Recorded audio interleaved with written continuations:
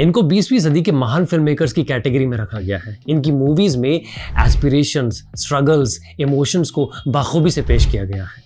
अगर आप समझ गए हैं मैं किन की बात कर रहा हूं तो कमेंट में बताइएगा। इनकी फिल्म मेकिंग के स्टाइल ने दुनिया भर के फिल्म मेकर्स को इंस्पायर किया है, जैसे मार्टिन स्कॉर्सेज़ी और जापान की पहली film director Akira Kurosawa. Akira Kurosawa ने तो यहाँ तक ये कहा है कि इनकी फिल्में ना देखना दुनिया में चांद और सूरज न देखने के समान है। मैं बात कर रहा हूँ Bengali Indian film maker Satyajit रे के बारे में। इन्होंने अपनी फिल्म्स में सोशल इश्यूज और ह्यूमन रिलेशनशिप्स को बड़े ही सच्चे ढंग से, बड़े ही असल तरीके से पेश किया है। अपनी पहली फिल्म पौथेर पंचाली के साथ इन्होंने इंडियन सिनेमा को वर्ल्ड सिनेमा के मकाम तक पहुंचाया है। सिनेमा में इनके योगदान को देखते हुए 1991 में अकेडमी अवार्ड्स ने यानी कि ऑस्कर अवार्ड्स ने इनको ऑनररी यानी कि लाइफ टाइम अचीवमेंट अवार्ड से नवाजा।